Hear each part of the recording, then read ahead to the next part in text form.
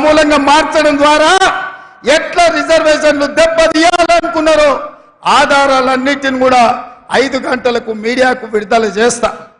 దేశ ప్రధానమంత్రిగా అబద్ధాలు చెప్తున్న నరేంద్ర మోడీ గారు, మీ స్థాయికి మీ హోదాకు ఇది తగదు. ప్రధానమంత్రి గారు, మీరు మీ పార్టీ 2000 సంవత్సరంలోనే రాజ్యాంగాన్ని సమూలంగా మార్చడానికి కమిషన్ను నియమించారు. మీరు గెజిట్ నోటిఫికేషన్ ఇచ్చారు. సాయంత్రం 5 గంటలకు 2000 సంవత్సరంలో రాష్ట్రపతి ప్రసంగంలో రాజ్యాంగం మార్పు గురించి బీజేపీ ప్రభుత్వం ప్రస్తావించింది, పార్లమెంటులో ప్రకటన చేసింది. ఈ వివరాలన్నిటిని కూడా ఈరోజు దేశ ప్రజలకు నేను విడుదల చేయదలుచుకున్నా. నేను మీరు రాజ్యాంగాన్ని మార్చాలనుకుంటుంటే, రిజర్వేషన్లు రద్దు చేయాలనుకుంటుంటే అది వద్దు. ఈ దేశంలో దళితులు గిరిజనులు ఇంకా ఆర్థికంగా చితికిపోయి ఉన్నారు.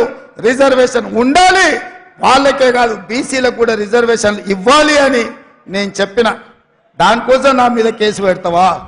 ఆ కేసులకు భయపడతానా? నేను 20 ఏళ్ల నుంచి ఎన్నో ఒడిదుడుకులను చూసినా, ఎన్నో ఆటుపోట్లను చూసినా.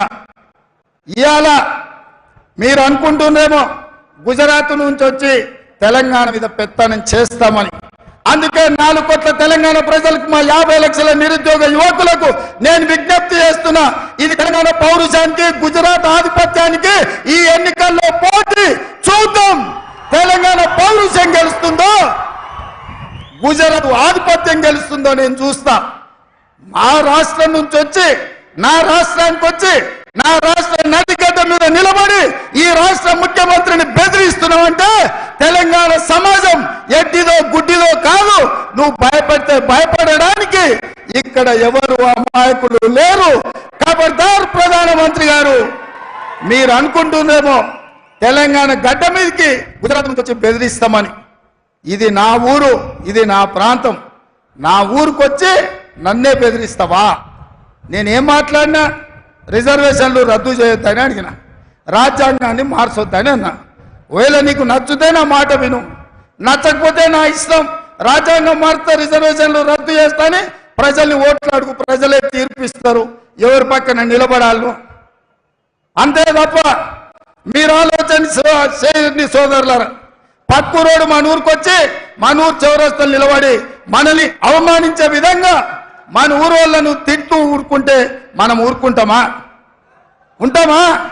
మనకేమన్నా విభేదాలు ఉండొచ్చు, మనకు భిన్నాభిప్రాయాలు ఉండొచ్చు, కానీ మన ఊరు గౌరవం వచ్చినప్పుడు ఊరంతా ఏకంగా కావాల్సిన అవసరం ఉందా లేదా ఒక్కసారి ఆలోచన చేయండి. ఇవాళ నన్ను 1 తారీఖు నాడు అంటే ఇవాళ ఢిల్లీలో పోలీస్ స్టేషన్లో హాజరుగామని హుకుం జారీ చేసిండు అమిత్ షా గారు. ఏం దౌర్జన్యమయ్యా ఇది? నేను ఇవాళ కోరుట్లలో మీటింగ్ పెట్టుకున్నా, సాయంత్రం కుక్కట్పల్లిలో పెట్టుకున్నా, ఆ తర్వాత శేర్లింగంపల్లి పెట్టుకున్నా, రేపు జగిత్యాలకు వస్తున్నా. నేనంట ఎన్నికల ప్రచారం అంతా మానేసి ఢిల్లీ పోలీస్ స్టేషన్లో రాజ్యాంగం ఎందుకు రద్దు చేస్తున్నారు, రాజ్యాంగాన్ని ఎందుకు మారుస్తున్నారు